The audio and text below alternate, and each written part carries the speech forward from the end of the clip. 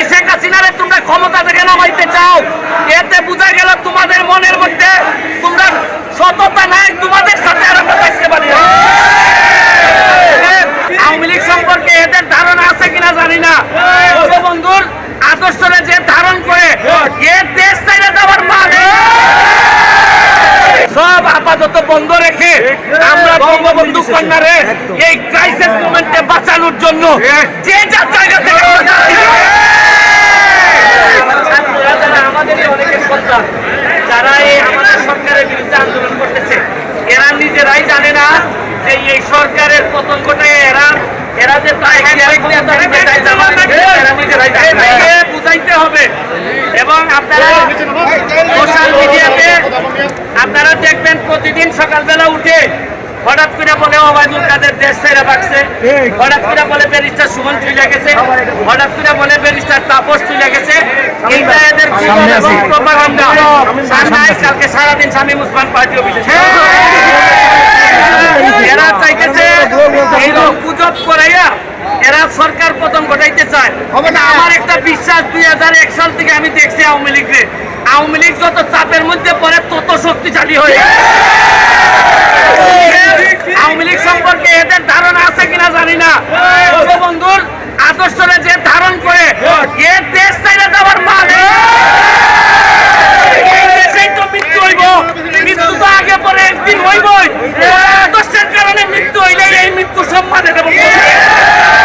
আমি আপনাদেরকে বলবো ধৈর্য ধরে থাকবেন, তবে দেয়ালে যদি পিঠ থেকে যায় আর আওয়ামী লীগ যদি দাঁড়াই যায়, আমি বলতে চাই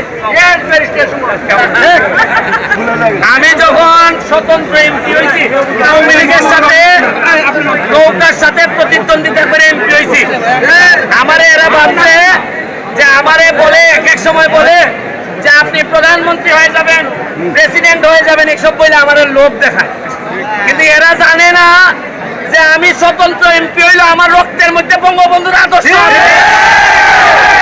প্রধানমন্ত্রীত্ব আর অমুক অমুকের লোভ বঙ্গবন্ধুর কেউ দেখাইতে পারে না। আমি তার আদর্শের সৈনিক। আমারে বলছে যে স্বতন্ত্র এমপি হিসাবে আপনার বক্তব্য কি? আমি বলছি তোমাদের দাবি যখন কোটা সংস্কার ছিল তখন 80% আওয়ামী লীগের তোমাদের পক্ষে ছিল। যে কোনো মৃত্যুর প্রতিবাদ আমরা করি, কিন্তু তোমরা যদি আমার নেত্রীকে মেনটেন করতে চাও, জননেত্রী শেখ হাসিনারে তোমরা ক্ষমতা থেকে নামাইতে চাও, এতে বোঝা গেল তোমাদের মনের মধ্যে তোমরা সততা নাই, তোমাদের সাথে আর আমরা থাকতে পারি না। যারা আজকে আন্দোলন করে এরা তো আগুন দেয়, এরা মানুষ মারতে শিখছে। আর আওয়ামী লীগ এরা চিনে না, আওয়ামী লীগ মারতে না মরতেও শিখছে। তোমরা তো মারতে শিখছো, আর আওয়ামী লীগ মারতে এবং মরতে দুইটাই শিখছে। আমার বিশ্বাস এখানে যারা আছেন মুরব্বীরা আমার চেয়ে অনেক বেশি প্রজ্ঞা অভিজ্ঞতা রাখেন। তাদের নেতৃত্বে আমাদের যত গ্রুপিং আছে সব আপাতত বন্ধ রেখে আমরা বঙ্গবন্ধু কন্যারে এই ক্রাইসিস মোমেন্টে বাঁচানোর জন্য যে যার জায়গা থেকে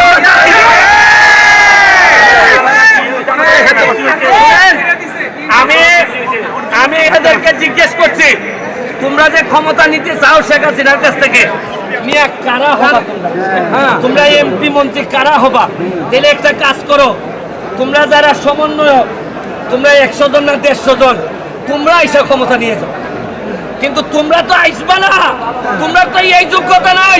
তোমরা বড় সুন্দর করে জামাতের হাতে দিয়ে দিবা, তোমরা ক্ষমতা দিবা না, তোমরা মুক্তিযুদ্ধের আদর্শটা নিয়ে জমা দিয়ে আসবা। এদেরকে ব্রেইন ওয়াশ করছে, আমাদের লোকজনকে ব্রেইন ওয়াশ থেকে বাঁচাইতে হবে। এরা আমাদেরই সন্তান, এদের বিরুদ্ধে আমরা দাঁড়াইতে চাই না। আমরা বারবার গার্জিয়ানদেরকে বলতে চাই, অযথা এদেরকে রক্তের খেলায় নামায়েন না। এরা এই জীবনের শুরুতেই ধ্বংস করা শিখে যাচ্ছে, এদেরকে দিয়ে প্রকৃত নাগরিক বানাইতে পারবেন না।